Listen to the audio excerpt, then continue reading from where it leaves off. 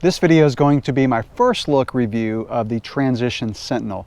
Now what I do in my series of reviews when I get a bike in for testing is I'll do the first look where we just look at the bike up close, I talk about the build, I show all of the components, and then I follow up this review with ride reviews, starting out with local trails and then trips to the mountains. So this is the GX build, and this is actually a bike that I have demoed out in Washington State. I went to Transition's headquarters, took the bike out as a demo up to Galbraith Mountain. So I'm somewhat familiar with the ride characteristics. I may mention a few things, but I'm going to reserve most of the ride characteristics after I get some more time on the bike. So before I show the bike up close, let me just mention that this is an enduro bike. And going back to the video that I made of the enduro bike, trail bike dilemma, a lot of us face this decision of, do I need an enduro bike for local riding? And the answer for me is no, I don't need an enduro bike for my local trails. I have a cross-country bike that I use for most of that. I have this bike for when I go on trips to the mountains, which I'm doing more and more frequently. Now that being said, I'm really looking forward to getting this bike out on smoother terrain, i.e. my local trails, to see how it does as an all-arounder. Now my initial thoughts are the Transition Smuggler would make a better all-arounder. That's kind of the shorter travel 29er trail bike, and if you're only looking at one bike and your local trails or trails you ride most often are smoother, then yeah, that's probably the better choice. But for me, riding enduro type trails is probably the funnest thing I do on a bicycle. With that, let's take a close-up look at the Transition Sentinel GX build. The first thing that I'll mention for the bike is the weight. I weighed this just under 33 pounds with the XT trail pedals. Look at the cockpit first. So it comes with a race face effect stem and race face bars. I measured the stem to be 50 and I measured the bars to be 780. Most of the trail and enduro bikes that I've ridden over the past few years have had a 780 wide bar, so I'm very used to that. I feel like it's a pretty appropriate spec.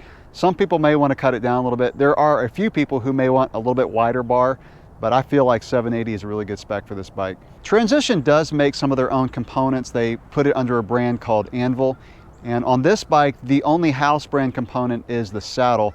I feel like this is going to be a really nice saddle. I like these flat saddles. This reminds me of the saddles that Niner makes, and I like this flat design with the anatomical cutout. So this should be a pretty comfortable saddle, and it looks to be pretty durable as well. So the dropper post is the RockShox Reverb, which is the first time I've owned a bike with this seat post. All the other dropper posts that I've owned have a cable inside, so I'm really looking forward to using this one that has hydraulics. The advantage, of course, will be less maintenance over time, so cables can get some moisture and dirt inside and then you have to replace the cable. Not a big deal, but I'm really looking forward to, like I said, seeing how this works long term. This bike comes with some really nice lock-on grips, ODI, or ODI as we used to call it back in the BMX days. One collar on the side, so it's really easy to take on and off. They look to be pretty comfortable.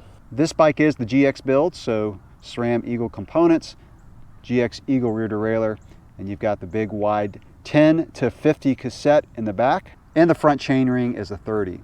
One thing that I really appreciate about this bike is Transition put 170 cranks on, and I've mentioned that in some of my reviews lately, especially with the Specialized Stump Jumper, which had 170, the Niner Rip 9, which had 175s. With these newer geometries, the bottom brackets are getting lower, which means you are at more risk of a pedal strike. So putting 170 cranks is a win-win because you get the better handling bike with the lower bottom bracket, but with the shorter cranks, you don't have near as many pedal strikes. So I'm not gonna go too much into the geometry numbers, but I will mention that Transition has their what they call speed balance geometry, and that's a steeper seat post, and they were one of the first companies to do that. And this bike has a 76.3 degree seat tube angle. I'm not gonna, like I said, mention a whole lot about ride characteristics, but when I was riding this bike in Washington, I really appreciated that steeper seat tube angle. It was the first bike that I actually used with that steeper angle, and it really helps with the climbing. You don't feel like your weight is way back, you're kind of forward. And then of course, when you're descending, you're out of the saddle, so it doesn't really matter that the seat tube is pretty steep for descending. For suspension, this bike has a Fox 36, and this is the Performance Series, not the factory, which means it does not have the Kashima coating. I've mentioned in other videos that I don't really miss the Kashima coating. I mean, I'll take it if I can get it, but if I don't have it, I don't really miss it.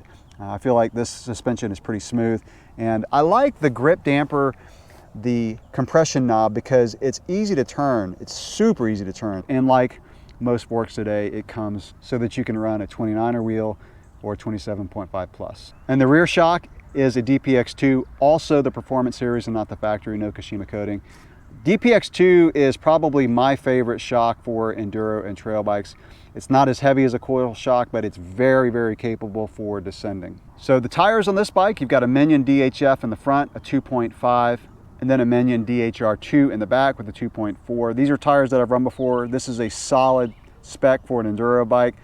Really good choice by Transition for the tires. By the way, these do come with tubes installed, but Transition does include valve stems. I will definitely be setting these up as tubeless. So the wheels on this bike are the Stans Flow S1. Kind of the lower end Stans wheels, but I've used these on other bikes. I really like these. When I start riding this bike, I'll keep these wheels on. I've ordered some Stans Flow CB7s, but they are on back order for like a month. Those are a carbon wheel set. I love the way carbon wheels ride, but I am looking forward to riding the alloy wheels and then switching over to the carbon to kind of hone in on how the bike changes as far as the ride quality. Now I will probably put on the IRC Tankin tires that were sent to me to review, and I may do that right off so that when I switch the wheels, I can only make that change and again really focus on how the ride quality changes. I don't want to be swapping tires as well. All right, looking closer at the frame, this bike came pretty much fully assembled, so I did not have to run the cables. So I can't tell you how easy it is to run the cables, but it's got these little plugs that you can take out. There's a little Allen screw here, so you can remove those, which opens up the window for running the cables through the frame.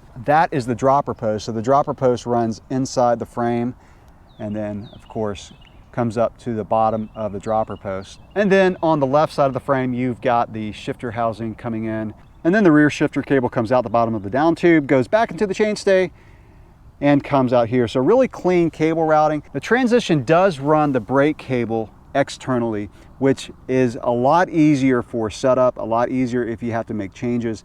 That way you don't have to cut the brake lines and re-bleed your brakes. So, you know, it's cleaner with it internally, but like I said, from a setup standpoint and a maintenance standpoint, it is easier when it's external. Brakes on this bike are the SRAM Code Rs.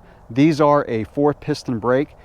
Even though I like the bite of Shimano brakes, I've had SRAM on my trail and enduro bikes for the past 3 or 4 years, and I've really come to appreciate the modulation of the SRAM brakes.